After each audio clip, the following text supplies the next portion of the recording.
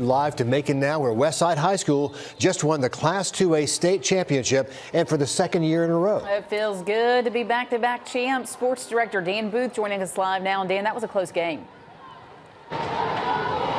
Richard and Laura, that was easily one of the craziest games that I have seen in a very, very long time. My anxiety was through the roof, and I wasn't even one of the guys on the court playing, so kind of provides context to that. Now, 89-81 was the final of this game, and it's been crazy because they were actually down by 11 points in the middle of the third quarter, and they clawed their way back in it to be able to force overtime. Now, one of the reasons that they were losing at one point was because Providence Christian Academy actually shot 50% from three-point range on the game, which is incredible. So the fact that Westside was able to get back in it in the fourth quarter and then force overtime was incredible, to say the least. And one guy who was the catalyst for this team the entire game, making big shot after big shot, was number 5, Amari Tillman. Amari Tillman had 36 points in this game, and he was on fire throughout the majority of the game, and he was always there when they needed him the most. Now, a couple of clutch free throws down the stretch in overtime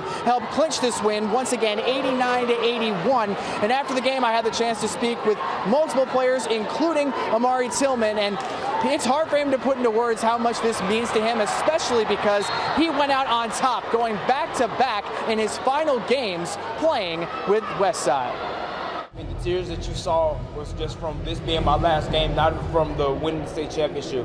That hasn't really kicked in. It was just that when that buzzer went off, you saw where I went. I went to those guys on the other sideline and I hugged them and I told them that I respect them so much. Because I mean, I've been there. We could have been there. We was down 11, man. We could have been there. God, my granddad's on my wrist. God, and I feel like my family members once down watching me from above, man. It just don't. It don't feel real. None of it feels real.